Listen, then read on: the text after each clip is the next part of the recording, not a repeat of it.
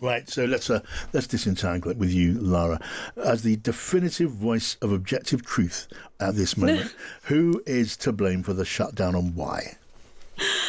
It's a very good question. So I think on the Chuck Schumer point, it's worth noting that when he went along with Republican efforts to stave off a shutdown earlier on in the year, he was roundly criticized by some in his party as giving up an opportunity to fight back against the Republicans and specifically the Trump administration. Now, he's not doing the same again this time. This is their big card to play ahead of the midterms. It's been commented on here, and they are very much playing it, demanding, of course, that the Republicans make key concessions on healthcare and expiring tax credits on healthcare if they are to help the Republicans reopen government. Now, I think what the charge you're hearing, and I think we should say this quite explicitly from the Trump administration, which is that the Democrats are doing this because they want to give healthcare to illegal aliens, illegal immigrants, is the term.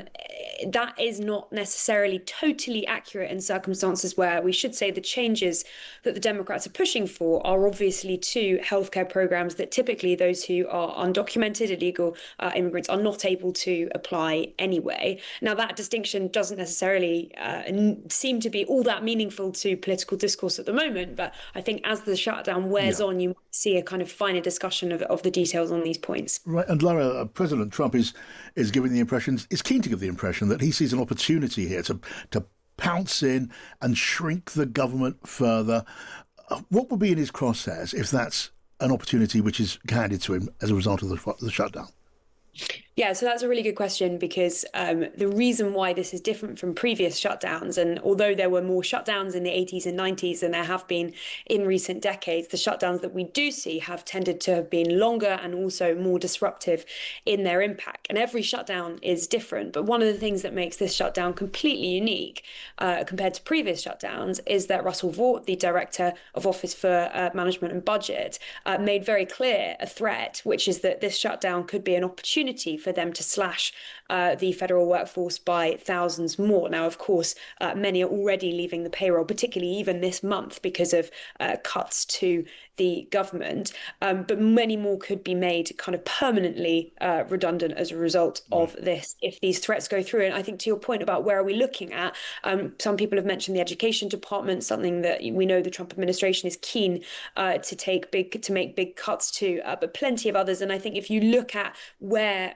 workers are being furloughed already, you will see that, for example, at the Environmental Protection Agency, upwards of 89% of workers have been furloughed, whereas at other agencies, so places like the Treasury, for example, you're looking at more like 2%. So there is a big variation across government in just how disruptive this proves.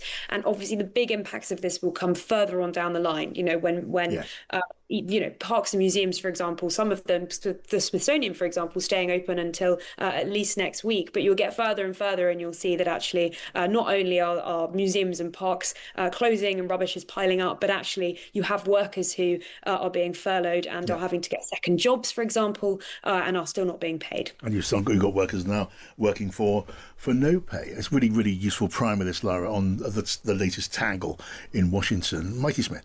Hi, Lara. The Democrats have been building up to this for some time, and from what I was getting, the big hope was that they were going to get a shutdown and make Donald Trump own it, make Republicans own it. Do you think there's any chance of that happening? I mean, it's a good question because if we look back to the last significant shutdown, which was, of course, began at the end of 2018 and ended at the beginning of 2019, I think that the polling suggests that the Democrats did a relatively good job at trying to make Trump own that shutdown. But part of the reason for that was, of course, that was quite an explicitly Trump-based shutdown. It was Trump saying, I want billions of pounds for my wall along the southern border with Mexico, and I'm willing to bring the government to a halt for that reason. And in the end, that shutdown ended when he declared a state of national emergency and went towards the defense budget for that money instead. This time round, you're looking at the Democrats who are saying, actually, we don't like these proposals and these changes, some of which were in the One Big Beautiful Bill, no less, and we want to fight tooth and nail to see them reversed. Now, actually, I mean, it's quite interesting because, people voted for President Trump. The Republicans have large numbers of people in both of these houses who have Democratic mandates, and the Democrats are saying, actually, we don't like these policy changes that you've made. Now, Democrats might reasonably say you didn't run on a platform of cutting healthcare for some vulnerable Americans, and that would be a fair charge, perhaps. But even so, I think it's a lot murkier now when you're talking about who owns it, and that's one of the reasons why you see JD Vance at this press conference alongside Caroline Levitt today. That's not a normal sight to see the vice president turning up to brief journalists alongside Levitt. It doesn't happen every week, and that just shows that there is a massive political fight for the narrative on this shutdown and who owns it, and the apportioning of blame is going to be one of the key things that they're focused on over the coming weeks. And yet, as of yet, we don't know who will win that fight.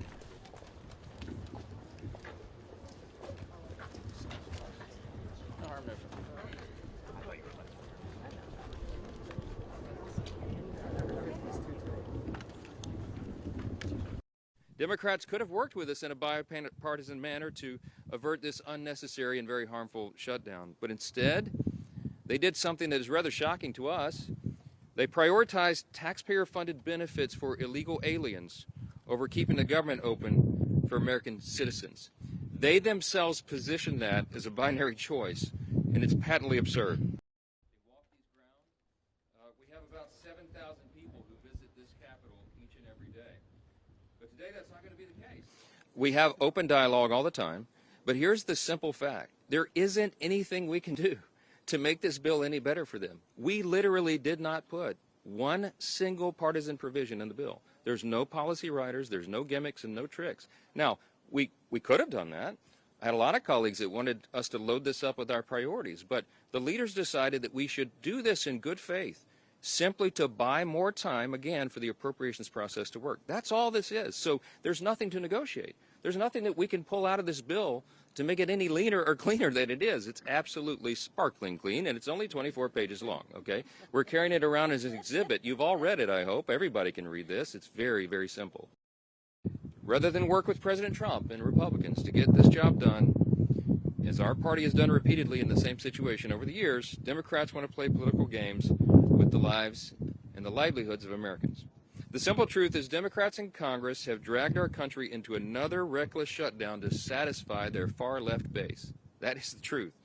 Whether or not the government remains open or reopens is entirely up to them.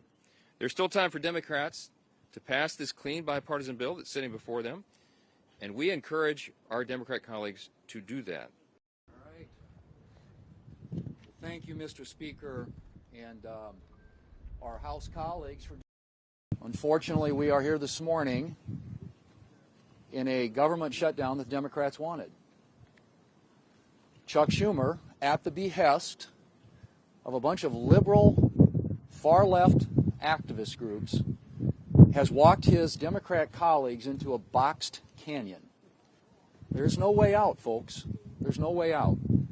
This could have been avoided. It's totally unavoidable. And everybody's now asking the question, how does this end? Well, it ends when the Senate Democrats pick this bill up, passed by the House of Representatives, and vote for it. It's not about who wins or who loses or who gets blamed in all this. It's about the American people. And they have taken the American people hostage in a way that they think benefits them politically, but at the consequence and the cost of what's going to happen to the American families if this government shutdown continues. We have a bill that is clean, that just keeps these negotiations going for another 2 months while the government stays open. And all Chuck Schumer needs to do is get over the tantrum that he's having with the results of the election from November and vote yes to keep the government open. We are here ready to get the job done. Schumer needs to end this shutdown and finally join with us, and let's start real negotiations without holding the American people hostage. If you don't mind, Leader Thune, do you agree with the way the government agencies, Leader Thune? Do you think that shut down the proper time to have those?